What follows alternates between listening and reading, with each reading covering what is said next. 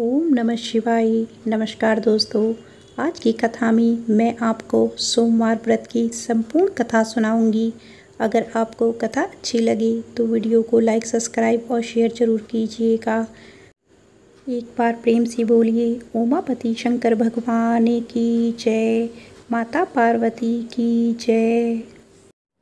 आइए सबसे पहले सुनते हैं सोमवार व्रत की कथा। एक साहूकार बहुत अमीर था। उसके पास धन की कोई कमी नहीं थी। साहूकार के पास सभी सुख और ऐश्वर्य के साधन थे, किंतु उसको एक ही दुख था कि उसके कोई औलाद नहीं थी। दिन रात वह इसी चिंता में लगा रहता और वह पुत्र पाने के लिए हर सोमवार को भगवान चंद्रदेव व शिव जी की पूजा करता व व्रत रखता था। साहूकार के भोलेनाथ के प्रति ऐसी भक्ति देखकर एक बार माँ पार्वती जी ने शिव जी से कहा, हे नाथ, ये साहूकार आपका अनन्य भक्त है और सदैव ही आपका व्रत और पूजा भक्ति भाव से किया करता है। आप कृपया करके इसकी मनोकामना पूर्ण कर दें। पार्वती जी के ऐसे वचन सुनकर भोलेनाथ ने माँ गौरी से कहा, हे पार्वती, यह संसार एक कर्म क्षेत्र है। यहाँ जो भी जैसा कार्य करता है उसे वैसा ही फल मिलता है, अर्थात जैसा कार्य मनुष्य करता है वैसे ही परिणाम भोगता है। किंतु माता पार्वती आग्रह पूर्वक बोली, हे महादेव, यह आपका अनन्य भक्त है। यदि इसको कोई भी दुख हो तो आपको इसे अवश्य दूर करना चाहिए। यदि आप अपने भक्तों की मनोकामनाएं पूरी नहीं करेंगे तो क्यों कोई मनुष्य आपकी भक्ति, सेवा व पूजा करेंगे। पार्वती जी के इस आग्रह को सुनकर शिवजी ने कहा, हे शिवे, इस साहूकार के कोई पुत्र नहीं है। इसी कारण यह दिन रात चिंतित व दुखी रहता है। इसके भाग्य में संतान न होने पर भी मैं इसे पुत्र प्राप्ति के लिए वरदान देता हूँ, किंतु इसका पुत्र केवल 12 वर्ष तक ही जीवित रह सकता है। इसके बाद वह मर जाएगा। इससे अधिक मैं इस साहूकार के लिए कुछ नहीं कर सकता। यह सब बातें साहूकार सुन रहा था। उसे यह सारी बातें सुनकर ना कोई खुशी हुई और ना ही कोई दुख। वह पूर्वत शिव जी की पूजा व व्रत करता रहा।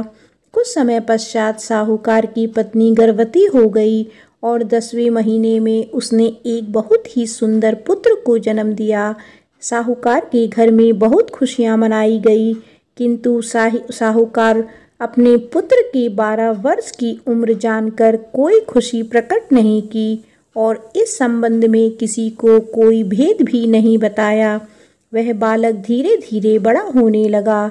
जब वह बालक 11 साल का हो गया तो बालक की माता ने साहूकार से उसके विवाह के लिए कहा, किंतु साहूकार ने कहा कि मैं इसे काशी जी पढ़ने भेजूंगा। साहूकार ने अपने साले को बुलाकर कहा कि तुम इस बालक को काशी पढ़ाने ले जाओ और इसे विधिवत शिक्षा ग्रहण कराओ। साहूकार ने उसको बहुत सा धन देकर कहा कि रास्ते में जहाँ कहीं भी ठहरो वहाँ यज्ञ और ब्राह्मणों को भोजन कराते जाना। इस प्रकार वह दोनों मामा भांजे रास्ते में यज्ञ करते, दान देते और ब्राह्मणों को भोजन कराते जा रहे थे। रास्ते में एक शहर पड़ा। उस शहर में राजा की कन्या का विवाह था। एक अन्य राजा का लड़का बारात लेकर आया था, लेकिन वह एक आंख से काना था। लड़के के पिता को इस बात की चिंता थी कि वर को देखकर कन्या के माता पिता विवाह में किसी प्रकार की अड़चन ना डाले। इसी कारण जब उन्होंने साहूकार के अति सुंदर बेटे को देखा तो उसके मन में विचार आया कि क्यों ना इस लड़के से विवाह का कार्य पूर्ण करा लिया जाए। यह विचार कर उसने लड़के और उसके मामा से कहा कि यदि आप फेरी व कन्यादान का कार्य पूर्ण करा देंगे तो आपकी बड़ी कृपा होगी और हम आपको बहुत सारा धन देंगे।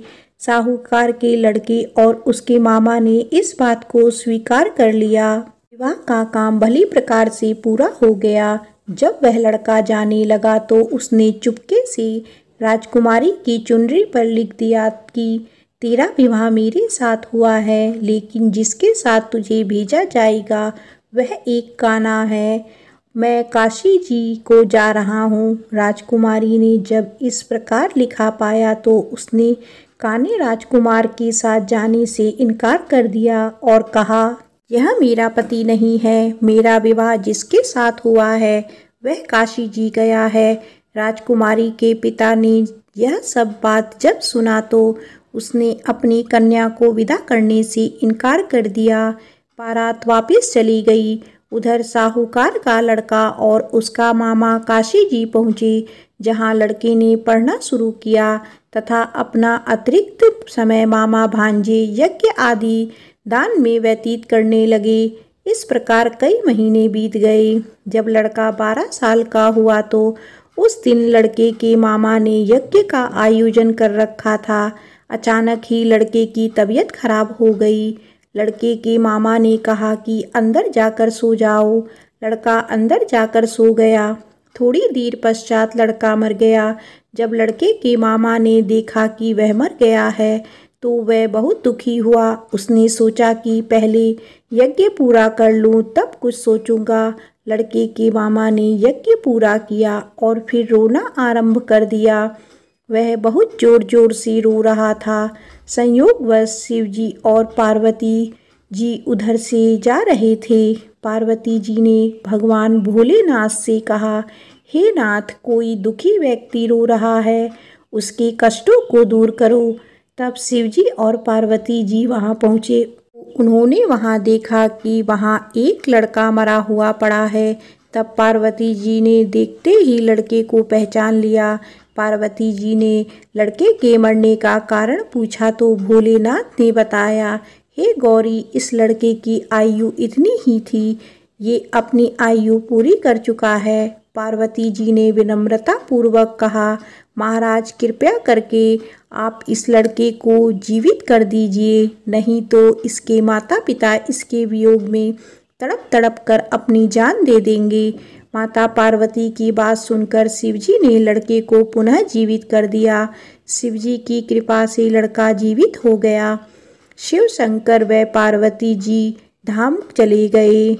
शिक्षा पूरी होने पर लड़का और उसका मामा पहले की तरह यज्ञ करते, ब्राह्मणों को भोजन तथा दक्षिणा देते हुए अपने घर की ओर चल दिए। रास्ते में दोनों उसी शहर में आए जहाँ पर उस लड़के की शादी हुई थी। वहाँ पहुंचकर दोनों ने यज्ञ करना शुरू कर दिया। जब वे दोनों यज्ञ कर रहे थे तो उस लड़के के ससुर यानी वहाँ के राजा ने, जो उधर से घोड़े पर बैठकर अपने सेवकों के साथ जा रहा था, ने लड़के को पहचान लिया। राजा ने महल में ले जाकर दोनों की खूब सेवा की। कुछ समय बाद राजा के महल में रहने के बाद लड़के ने राजा से जाने की आज्ञा ली। राजा ने अपनी लड़की को लड़के के साथ विदा किया और साथ में बहुत सारा धन व दास दासियां भी भेज दी। जब वे अपने शहर में आए तो लड़के के मामा ने कहा, पहले मैं तुम्हारे माता पिता को तुम्हारे आने की खबर सुना आता हूँ, तब तक तुम पत्नी सहित यहाँ आराम करो।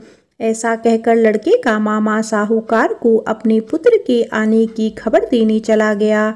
घर आकर उसने देखा कि उसकी बहन और बहनोई छत पर बैठे हुए हैं।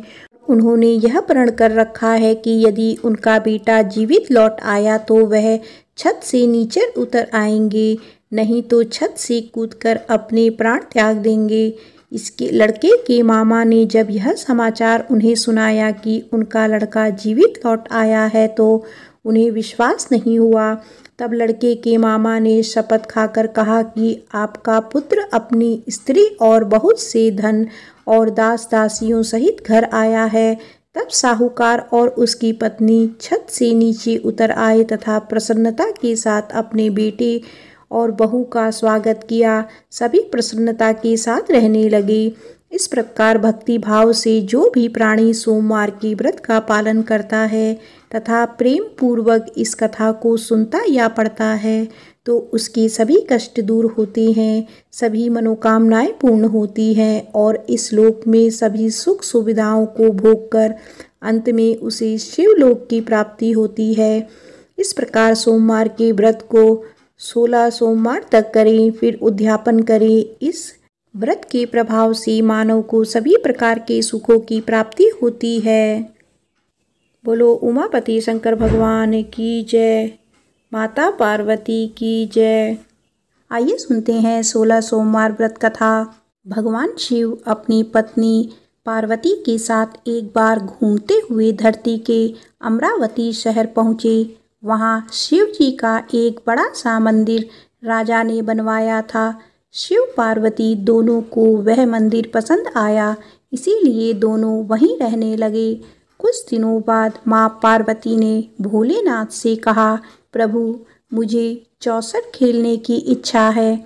भगवान ने सारा इंतजाम किया और दोनों आराम से चौसर खेलने लगे। तभी वहाँ मंदिर के पुजारी आ गए। पुजारी को आता देख माँ पार्वती ने पूछा, आप बताइए हम दोनों में से कौन यह खेल जीतेगा। जवाब में उन्होंने कहा, महादेव ही जीतेंगे। जैसे ही चौसर का खेल खत्म होने लगा तो पार्वती माँ जीत गई। माता पार्वती ने पुजारी की बात गलत साबित होने पर उन्हें झूठ बोलने की सजा के रूप में श्राप देकर कोढ़ी बना दिया। फिर पार्वती शिव के साथ कैलाश लौट गई। अब लोग उस कोढ़ी पुजारी से दूर भागने लगे। राजा ने भी उसे मंदिर के कार्य से मुक्त करके किसी दूसरे ब्राह्मण को मंदिर का पुजारी नियुक्त कर दिया। कोढ़ी पुजारी भी उसी मंदिर के बाहर बैठकर अपने लिए भिक्षा मांगने लगा। कुछ दिनों बाद उस मंदिर में स्वर्ग से अप्सराएं आईं। पुजारी को देखकर उन्होंने उनकी हालत का कारण पूछा। उसने माँ पार्वती द्वारा मिले श्राप के बारे में उन्हें बता दिया। सारी बातें जानने के बाद अप्सराओं ने पुजारी को पूरे 16 सोमवार तक विधिवत व्रत रखने के लिए कहा। पुजारी को इस पूजा की विधि नहीं पता थी, तो उसने अप्सराओं से इसके बारे में पूछा। उन्होंने बताया कि हर सोमवार को सूर्य उदय से पहले उठना होगा। फिर नहाकर साफ कपड़े पहनने के बाद गेहूं के आटे से 3 अंग बनाना। उसके बाद घी से दीपक जलाते हुए गुड़, बेलपत्र, अक्षत, नैवेद्य, फूल, चंदन, जनेऊ लेकर संध्या के समय सूर्यास्त से पहले प्रदोष काल में भोले बाबा की पूजा करना। पूजा करने के बाद एक अंग शिव शंभू को अर्पण करना और एक खुद ग्रहण करना। उसके बाद बचे हुए अंग को आसपास के लोगों में प्रसाद के रूप में बांट देना। इस तरह पूरे 16 सोमवार करने के बाद 17वें सोमवार को आटा लेकर उसकी बाटी बनाना। फिर उसमें घी के साथ गुड़ डालकर चूरमा तैयार करना। इसका शिव जी को भोग लगाकर इसे आसपास मौजूद सभी लोगों को प्रसाद के रूप में बांटना। इस तरह से व्रत करने से भगवान शिव तुम पर प्रसन्न होकर कोढ़ की समस्या दूर कर देंगे। ये सारी बातें बताकर सभी अप्सराएं स्वर्ग लौट गई। उनके लौटने के बाद पुजारी ने हर सोमवार को विधिवत व्रत और पूजन किया। 16 सोमवार पूरा करने के बाद 17वें सोमवार को सबको प्रसाद बांटते ही उसके कोढ़ की समस्या दूर हो गई। पुजारी के ठीक होने पर राजा ने दोबारा उस मंदिर में पूजा पाठ करने का जिम्मा उसे सौंप दिया। होते होते एक दिन दोबारा भोलेनाथ अपनी पत्नी पार्वती जी के साथ उसी मंदिर में पहुँचे। पार्वती जी ने जब देखा कि वो कोढ़ मुक्त हो गया है, जो उन्होंने पुजारी से पूछा कि ऐसा कैसे हुआ। जवाब में पंडित ने उन्हें 16 सोमवार व्रत करने की अपनी कथा के बारे में बताया। पुजारी की बात सुनकर माँ पार्वती काफ़ी खुश हुई। उन्होंने भी 16 सोमवार व्रत रखने की ठान ली। इसके लिए माँ पार्वती ने पुजारी से पूरी विधि जानने और उसके नाराज बेटे कार्तिक को वापस लाने के लिए नियम से व्रत करने लगी। 17वें सोमवार को जब उन्होंने सबको प्रसाद बांटा तो उसके कुछ दिनों बाद ही कार्तिकेय लौट आए। उन्होंने माँ पार्वती के पास पहुंचकर पूछा, माता, अचानक कुछ हुआ कि मेरा सारा गुस्सा ही खत्म हो गया। क्या आपको कोई उपाय किया था? जवाब में पार्वती जी ने 16 सोमवार के व्रत की कथा सुनाई। यह सुनकर कार्तिकेय को भी 16 सोमवार का व्रत करने का मन हुआ, क्योंकि वो अपने मित्र ब्रह्मदत्त से दूर हो जाने से दुखी था। माता पार्वती से 16 सोमवार व्रत की विधि जानकर उन्होंने परदेश गए अपने दोस्त ब्रह्मदत्त की वापसी की मनोकामना के साथ व्रत शुरू किया। पूरे 16 सोमवार व्रत करने और उसके विधि विधान से समापन करने के कुछ ही दिनों बाद कार्तिकेय का दोस्त लौट आया। वापस आने के बाद ब्रह्मदत्त ने कार्तिकेय से पूछा, आखिर ऐसा क्या किया तुमने कि मेरा मन बदल गया? मैं बिल्कुल भी वापस आना नहीं चाहता था, लेकिन एकदम तुम्हारा ख्याल आया और मैं लौट आया। कार्तिकेय ने भी अपने दोस्त ब्रह्मदत्त को 16 सोमवार व्रत की महिमा के बारे में बताया। इसके बारे में जानने के बाद ब्रह्मदत्त ने भी व्रत रखना शुरू कर दिया। व्रत खत्म होते ही वह अपने दोस्त कार्तिकेय से विदा लेकर यात्रा पर निकल गया। दूसरी नगर पहुंचते ही ब्रह्मदत्त को पता चला कि राजा हर्षवर्धन ने अपनी बेटी गुंजन के विवाह के लिए स्वयंवर रखा है। राजा की प्रतिज्ञा है कि उनकी हथनी जिस भी लड़के के गले में माला डालेगी वही उसकी बेटी से विवाह करेगा। उत्सुक होकर ब्राह्मण भी महल पहुंच गए। वहां कई सारे राजकुमार थे। उसी वक्त हथनी ने अपने सूंड में माला उठाई और ब्रह्मदत्त के गले में डाल दी। राजा ने अपनी प्रतिज्ञा को पूरा करने के लिए ब्राह्मण ब्रह्मदत्त से अपनी बेटी का विवाह करवा दिया। शादी के बाद ब्राह्मण से उसकी पत्नी ने पूछा, आखिर आपने ऐसा कौन सा अच्छा कार्य किया है कि हथनी ने सबको छोड़कर आपके लिए मेरे को चुना? ब्रह्मदत्त ने उसे 16 सोमवार व्रत के बारे में बताया। राजकुमारी ने यह सब जानने के बाद अपने पति से विधि पूछकर व्रत करना शुरू कर दिया। व्रत के समापन के बाद उसने एक सुंदर सा बेटा हुआ, जिसका नाम गोपाल रखा गया। गोपाल जब बड़ा हुआ तो उसने अपनी माँ से पूछा, आखिर मैं आपके ही घर पैदा क्यों हुआ? कौन सा शुभ कर्म आपने किया था?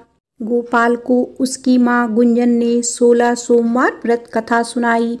गोपाल ने भी शिव शंकर की महिमा जानने के बाद बड़े से राज्य को पाने की चाह में 16 सोमवार व्रत रखना शुरू कर दिया। व्रत पूरा होते ही एक दिन पास के ही राजा को गोपाल पसंद आ गया। उन्होंने अपनी बेटी मंगला से उसकी शादी करवा दी। कुछ ही दिनों के बाद उस राजा का देहांत हो गया। अब गोपाल ही पूरा राज्य संभालने लगा। गोपाल ने भगवान शिव को धन्यवाद करते हुए कहा, दोबारा 16 सोमवार का व्रत रखा। इसके समापन के दिन उसने अपनी पत्नी से भी सभी सामग्री पास के शिव मंदिर तक पहुंचाने के लिए कहा। मंगला ने खुद जाने के बजाय पूजा की सामग्री कुछ सेवकों के हाथ मंदिर तक पहुंचा दी। उसी दौरान आकाशवाणी हुई, राजन, तुम्हारी पत्नी ने 16 सोमवार व्रत का आदर सम्मान नहीं किया। अब तुम उसे अपने महल से तुरंत निकाल दो, वरना तुम्हारा सब कुछ खत्म हो जाएगा। गोपाल ने अपनी पत्नी को अपना आदेश ना मानने और भगवान शिव के अनादर के लिए महल से निकाल दिया। अब वह भूखी प्यासी दर दर भटकने लगी। उसे जो भी सहारा देता उसका सब कुछ चौपट हो जाता था। एक दिन उसने एक बुढ़िया की सूत की गठरी को छुआ तो सारा सूत हवा में उड़ गया। फिर उसने एक तेनाली ने रहने के लिए घर दिया तो उसके सारे तेल के मटके खुद ब खुद टूटने लगे। ऐसी मनहूसियत को देखते हुए हर किसी ने उसे अपने यहाँ से निकाल दिया। अब उसकी कोई मदद नहीं करता था। प्यास के मारे जब वो किसी नदी के पास पानी पीने के लिए पहुँचती तो वो नदी सूख जाती। फिर एक दिन वह जंगल में पेड़ के नीचे छाँव पाने के लिए बैठी। उसी वक्त वह पेड़ सूख गया। देखते ही देखते सारे हरे भरे पेड़ सूखने लगे। कुछ देर बाद वो एक तालाब में पहुंची। वहां का पानी जैसे ही उसने छुआ उस पर कीड़े पड़ गए। यह सब देखकर वो हैरान हो गई और उसी कीड़े वाले पानी को उसने पी लिया। भटकते भटकते एक दिन रानी पुजारी के पास पहुंची। उसे देखकर पुजारी समझ गया कि इसके साथ कुछ सही नहीं चल रहा है। उसने रानी को मंदिर में ही रहने की इजाज़त दे दी। रानी मंदिर में सब्जी या फल को हाथ लगाती तो वो सड़ जाते, आटे को छूती तो उसमें कीड़े पड़ने लगते, पानी से बदबू आने लगती। यह सब देखकर पुजारी ने कहा, लगता है तुमसे कोई बड़ा अपराध हुआ है, जिससे नाराज होकर देवताओं ने तुम्हें दंड दिया है। इस बात के जवाब में रानी ने पुजारी को शिव की पूजा करने के लिए सामग्री से जुड़ी पूरी कहानी बता दी। यह बात जानने के बाद पुजारी बोले, तुम कल से ही 16 सोमवार का व्रत करना शुरू करो। इससे प्रसन्न होकर भोलेनाथ तुम्हें माफ कर देंगे। पुजारी से 16 सोमवार की विधि समझने के बाद अगले ही सोमवार से रानी ने व्रत रखना शुरू कर दिया। पुजारी उसे हर सोमवार को व्रत कथा भी सुनाते थे। 17वें सोमवार को जैसे ही रानी ने अपने व्रत का समापन किया, वैसे ही राजा को अपनी पत्नी की याद आई। उन्होंने अपने सैनिकों को उसकी खोज में भेजा और घर वापस लाने का आदेश दिया। सैनिकों को जब पता चला कि वो मंदिर में रह रही है, तो उन्होंने रानी को अपने साथ चलने की प्रार्थना की। तभी पुजारी वहां पहुंचे और सैनिकों को वापस महल लौटने के लिए कहा। राजा को जब पता चला कि उसकी पत्नी मंदिर में है, तो वो उसे लेने के लिए वहां पहुंचे। उन्होंने पुजारी से माफ़ी मांगी और सब कुछ बताया। पुजारी ने भी कहा कि यह सब भोले का प्रकोप था, आप अपनी पत्नी को ले जाइए। राजा और रानी के महल पहुंचते ही वहां खुशियां मनाई जाने लगी। खुशी के मारे राजा ने पूरे नगर में मिठाई बंटवाई और ब्राह्मण व निर्धनों को खूब दान दिया। अब रानी महल में भगवान शिव की पूजा और 16 सोमवार का व्रत रखते हुए खुशी खुशी रहने लगी। प्रेम से बोलो उमापति शंकर भगवान की जय।